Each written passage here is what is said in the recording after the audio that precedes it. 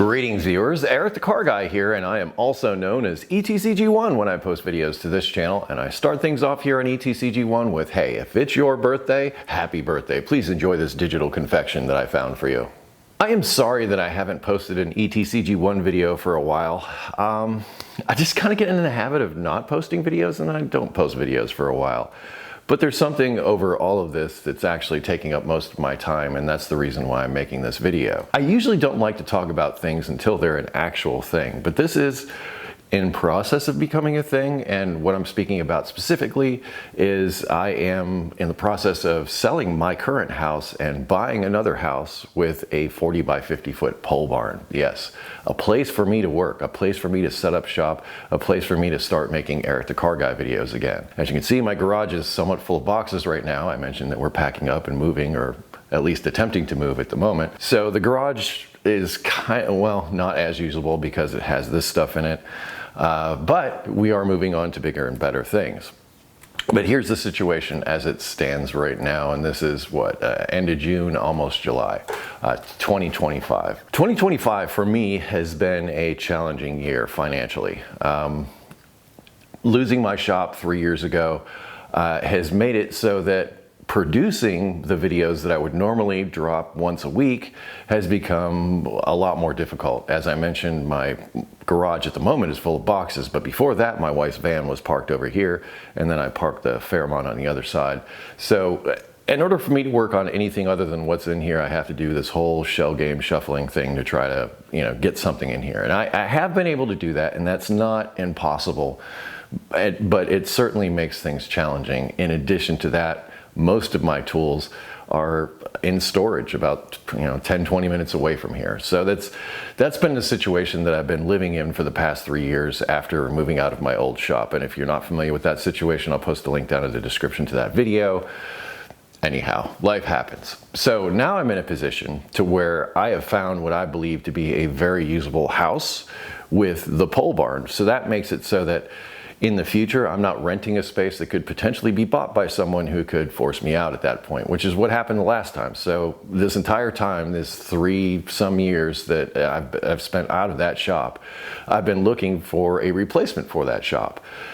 Well, during that time, as I mentioned, I'm not posting as many videos, so income starts to decline along with that. So my resources that I have available to rent a shop, or buy a shop outright, slowly dwindled to the point where that was no longer viable. In fact, there have been several of those instances over these past 3 years. I just haven't talked about them because they didn't get to a point to where they were really going to happen. This, what I'm talking about now, should be happening, but the housing market is sort of creating some headwinds for me at the moment. So the new place, and I'm not even showing you pictures or anything of it yet until it actually becomes a thing, but here's the long and the short of it. We have that place on a contingency, the new house, and it's contingent upon us selling the house that we're in right now. The problem is, it seems that, as I mentioned, the housing market is starting to, create some headwinds, and perhaps interest rates have something to do with that. I'm not really sure. But over that, in my neighborhood, it seems that a lot of houses have gone for sale recently. Also, the price range of my house, I can lower it so far, and then it becomes no longer economically viable. Then I don't have any money to, when I move into my new house, to put things in like new carpet or afford paint or, refrigerator, HVAC, any of that stuff that you have to deal with when you move into a new house. Those resources won't be there. So I've got everything I need here. So to move into a place where I have less than what I need seems, kind of a step backwards, and I don't necessarily want to do that. Anyway, the upside is the new house is much smaller. And now that our kids are grown and pretty much moved out of, well, one of them has definitely moved out of the house. The other is pretty much moved out of the house. So it's pretty much me and my wife. We don't need this giant ass house right now. Something smaller would be nicer. So that to me is very appealing to have the smaller house. So well, when something breaks, it's not as big, it's smaller, it's easier to deal with. So I definitely like that aspect of it. However, getting in and out of the new place may be challenging because, well, we'll get there. Okay, so the long and the short of it is like this. The new place, as I mentioned, is contingent upon selling this house. having difficulty selling this house because there's a lot of houses similar to it on the market. And I think the price range of my house is out of reach of the first-time home buyer, but beneath the person that has like really good means. That's sort of a dead zone, if you will. So first-time home buyers, it's out of their price range, and people that can really afford stuff may want something more turnkey, not necessarily a 25-year-old house. So I hope that kind of puts it in perspective. So in other words, my housing market is flooded with my houses, so they're spoiled for choice, the buyers in my neighborhood. But additionally speaking, it's in a price bracket that's somewhat niche, if you will. So not rich people, not entry-level people, somewhere in the middle, I guess, whatever. Anyhow, I think that and the just interest rates and such are making it difficult for me to sell my house. But once my house is sold, then the dominoes begin to fall. Then I work on the move to get from this house to the new house, which everything is, well, that's what I've been doing. So in my time that I haven't been spending producing videos, I've been painting different rooms in this house to try to make it more appealing to buyers. I painted like 5 rooms in this house so far, plus doing a bunch of touch-up paint and some other things. So a lot of work on the house to make it more presentable and more appealing to buyers. So that's where I've spent the bulk of my time. But I've also spent a lot of time going through all of my stuff that's collected in the basement. You know, those things that you just sort of throw in, you say, well, I'll get to that someday. Well, someday is now, because I'm going from this, you know, bigger house to a smaller house. That means I can't bring all this stuff. Additionally, the older I get, the less stuff I want in my life. So just culling out all of that unnecessary stuff has been, well, it's a chore, but it's been very therapeutic. And I've got a giant pile of stuff that I'm going to be giving my grandson, which is great. And having kids and a grandson in this situation is extremely helpful to me, because there are those items that you say to yourself, I don't really want to have to sell this, but I don't want to put it out to the curb with the garbage because it does have some value, some sentimental thing to me.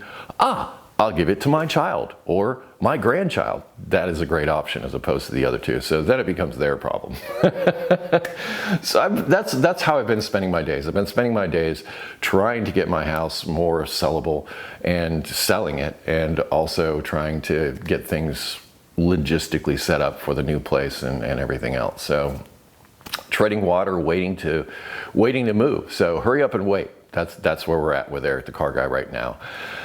None of this, as far as video production for ETCG1, is necessarily affected, because I don't necessarily need to work on cars to produce these videos. So I have no legitimate excuse for not posting more ETCG1 videos, other than I have, like I said, been spending a lot of my time and energy trying to deal with this house.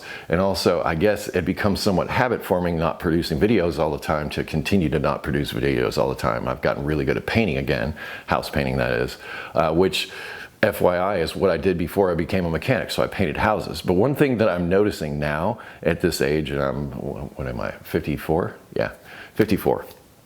Anyway, my middle finger on my right hand, if I paint for a long period of time, starts to swell up, and this hand becomes virtually useless. And I've reached that point in this house. I've painted as much as I can paint now. I've got to take 2 to 4 weeks off in order to let this thing heal for me to like do that again. So not only is it a matter of managing resources, it's a matter of managing my health and my abilities to do things.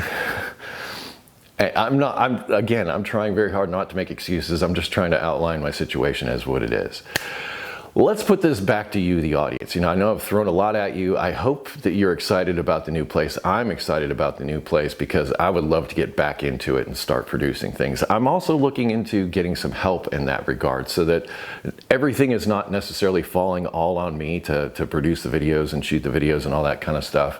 I would like to make more of them for you. So I'm working on possibly getting somebody to help me out with that. In fact, if you are in the Cincinnati area and you think you might want to be my Tenzing Norgay, and for those of you that don't know who that is, the first person to climb Mount Everest, which I don't know his name, honestly, he had a Sherpa, a person who helped him get there, and that I believe his name was Tenzing Norgay. So the first person to climb Mount Everest, the person that helped him get there was Tenzing Norgay.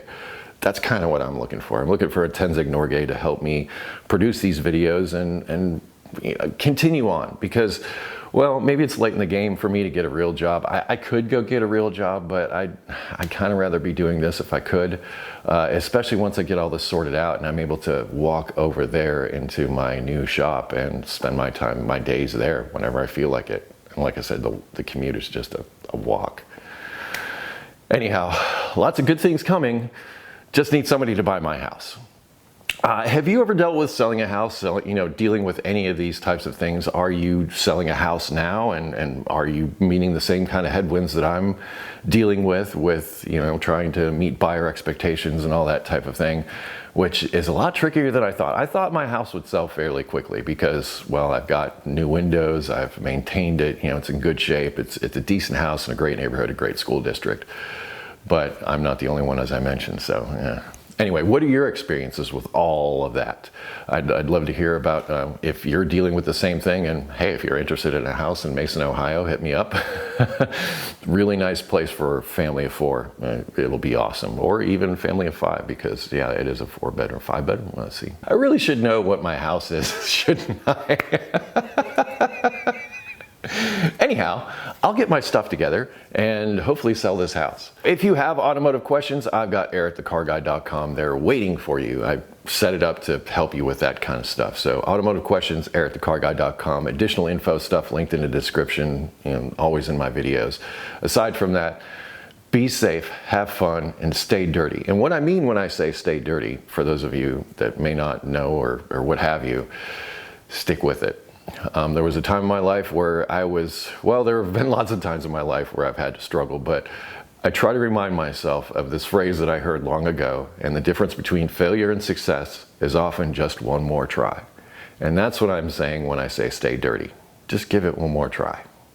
And that's where we're at here, giving it one more try, trying to move on and keep this whole Eric the Car Guy thing going. See you next time.